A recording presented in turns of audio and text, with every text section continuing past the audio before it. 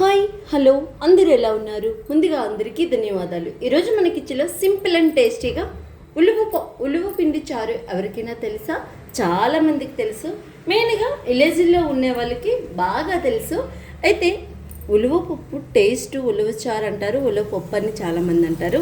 ఉలువల్లే మనం పిండి చేసుకుంటే అది ఉలువ పిండి అవుతుంది. ఈరోజు ఉలువ పిండితో మన కిచెన్లో ఉలువ చారు అండి. సింపుల్గా ఉంటుంది కానీ టేస్ట్ మాత్రం వేరే లెవెల్ అండి. ఇది ఈ ఉలువ చారు తయారు చేసే విధానం. నాన్న నాకు కేజీ ఉలువ పిండి అయితే ఆడించి పంపించారు. ఇందులో సగం వరకే వేసాను, ఎందుకంటే పురుగు పడుతుంది కాబట్టి. అయితే ఇక్కడ మనం ఈ రోజుకి నలుగురికి సరిపడగా ఉలువ చారుని ఎలా చేసుకోవాలో ఈరోజు మన కిచెన్లో వీడియో చూసేయండి. ఇలా స్పూన్తో పెద్ద స్పూన్ 1.5 స్పూన్ వరకు ఉలువ పిండిని తీసుకోవాలి. ఓకే, ఇలా 1.5 స్పూన్ వరకు ఉలువ పిండిని తీసుకోవాలి. ఈ ఉలువ పిండి అనేది ఆరోగ్యానికి చాలా చాలా మంచిది. ఉలువ పిండిని పక్కన పెట్టేసుకుందాం. ఇలా మిడిల్ పార్టీ 2 ఉల్లిపాయలు తీసుకోవాలి.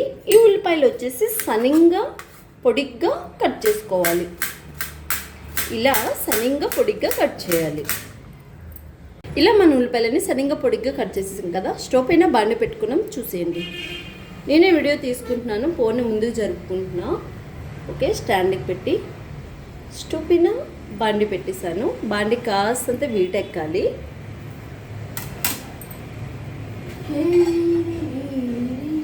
ఈ బాండి హీటెక్కాక ఈ బాండీలో 2.5 స్పూన్ వరకు నూనె అయితే పోసుకోవాలి. మనం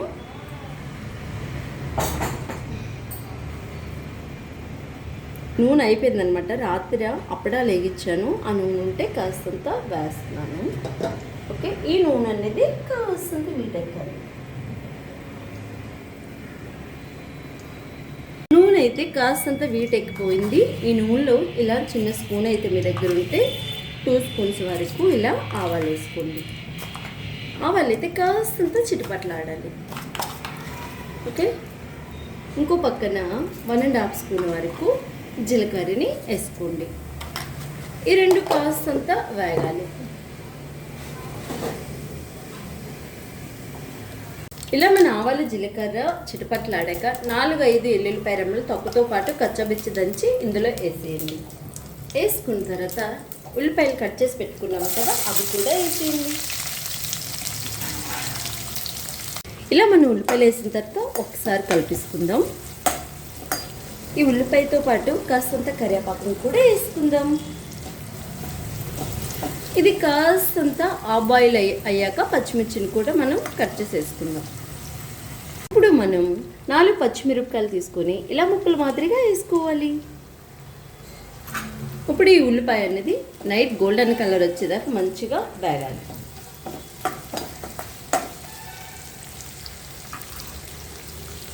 ఈ మాదిరిగా చింతపండుని తీసుకొని నీటిలో నానబెట్టుకోవాలి. ఇలా మనం మిడిల్ పార్టీ ఒక టమోటా తీసుకొని మనం మంచిగా చిన్న ముక్కలుగా కట్ చేసుకోవాలి.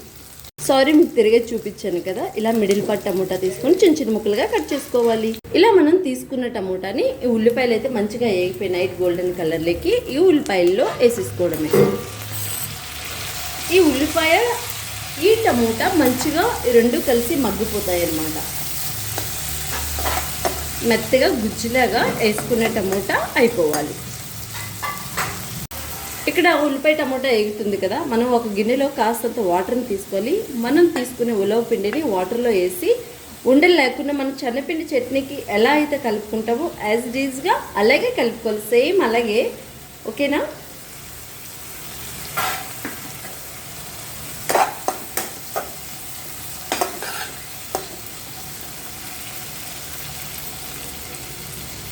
మనం టమోటా వేసుకున్నాక బాగా మగ్గిపోయింది, చూసారా? మనం తీసుకునే చింతపండుని పిసుకున్నాము. నీటిలో నానబెట్టుకున్నాం కదా ఆల్రెడీ. దాని గుజ్జిని పిసికి ఇందులో పులుపుని వేసుకోవాలి. ఓకే, ఇంకా సొంత వాటర్ని కూడా మనం వేసుకోవచ్చు. ఇప్పుడు గ్యాస్ని ఐలో పెట్టండి. ఈ చింతపండు మనం వేసాక ఏంటంటే ఈ వాటర్ అనేది శిలాపలా మరగాలి. ఓకే, ఈ మాదిరిగా వాటర్ సరిపోతుంది. ఆల్రెడీ మనం పిండిలో కూడా వాటర్ వేసి పిండిని కలుపుకున్నాం కాబట్టి ఈ వాటర్ మంచిగా మరగాలి, శిలాపలా మరగాలి. ఈ వాటర్ సరిపడగా మనం సాల్ట్ని వేసుకుందాము.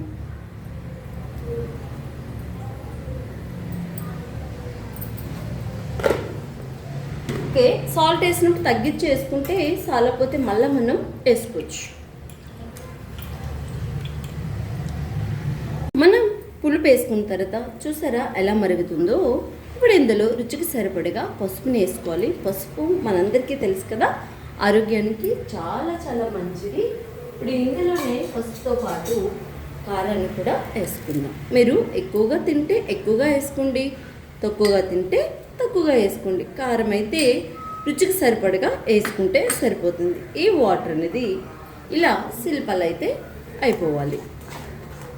చూసారా ఇలా శిలాపల ఎలా మరిగిపోయిందో. మనం ఉలవ పిండిని ఇలా నీటిలో వేసి ఈ మాత్రం థిక్నెస్తో కలుపుకున్నాం కదా, ఇలా శిలాపల మరిగిన ఈ పులుపులో దీన్ని వేసుకోవడమే. ఇది ఇలా మనం గ్యాస్ని ఇప్పుడు సిమ్లో పెట్టుకోవాలి, ఎందుకంటే ఉండలు కట్టే అవకాశం ఉంటుంది. సిమ్లో పెట్టి మనం ఇలా తిప్పితే ఇది కుత ఉడికితే పచ్చివాసన పోతుంది. మినిమం ఒక 10-15 నిమిషాలు సిమ్లో ఉడికించుకుంటే సరిపోతుంది. ఇది ఉలవచారు రెస్టారెంట్లో కూడా ఉంటుంది, కానీ దాన్ని ఉలవ పప్పుతో చేస్తారు. మీకు ఇది ఒక్కసారి మీ ఇంట్లో చేయండి. ఈ పిండి కిరాణా కొట్లో కూడా దొరుకుతుంది. ఉలవ పిండి అంటే ఇస్తారు, మీకు ప్యాకెట్లో దొరుకుతుంది. కానీ మనం శనగపిండి చట్నీ ఎలా చేస్తాము, థిక్నెస్ అది ఎంత క్వాంటిటీతో పిండి వేసుకుంటాం సేమ్ అలాగే. ఓకేనా, ఇక్కడ నేను చూపించిన విధంగా చేయండి. చిన్నవాళ్ళ నుంచి పెద్దవాళ్ళ దాకా ఇష్టపడే తీసుకునే ఆహారం ఇది. ఆరోగ్యానికి కూడా చాలా చాలా మంచిది. ఇది పురాతకాలమైన ఒకప్పుడు వంటకం, దీన్ని అస్సలు మర్చిపోకండి. ఓకేనా, ఇది ఉడికినప్పుడు కూడా ఆ పిండి కలిపినప్పుడు కూడా స్మెల్ చాలా చాలా బాగుంటుంది. ఏంటంటే ఉలవల్ని వేపేసి మిల్లికి తీసుకెళ్ళి పిండిని తయారు చేస్తారనమాట. ఆరోగ్యానికి ఇది చాలా చాలా మంచిది. ఓకే, ఆల్రెడీ 10 నిమిషాలు అయిపోయింది. ఇంకొక 5 నిమిషాలు ఉడికితే సరిపోతుంది. మన ఉలవచారు అయితే రెడీ అయిపోయింది. ఇలా చిటికెడంతా లాస్ట్ ఫైనల్గా షుగర్ వేయండి, పంచదార వేయండి. పంచదార వేసిన తర్వాత ఒక్కసారి ఇలా కలబెట్టండి. గ్యాస్ని అయితే ఆఫ్ చేసేద్దాం. ఆపేసాను. ఇంతే. ఈ వీడియో మీకు కూడా నచ్చిందా? లైక్ చేయండి, సబ్స్క్రైబ్ చేయండి. ఓకే, ఇలాంటి మంచి మంచి ఆరోగ్యం కోసం మన ఛానల్లో వంటలక్క మరియు యూట్యూబ్ ఛానల్లో చాలా వంటకాలు ఉన్నాయి, చూసేయండి. ఆరోగ్యమే మహాభాగ్యమైన గుర్తుపెండి. ఓపిక సహనం తెచ్చుకుని అందరం ఇంట్లో మంచి ఆహారాన్ని ప్రిపేర్ చేసుకుందాం. అందరమే ఆరోగ్యంగా ఉందాం. నెక్స్ట్ మంచి సరుకు తిడితో మళ్ళీ కలుద్దాం. అంతవరకు మీ అందరికీ బాయ్ బాయ్.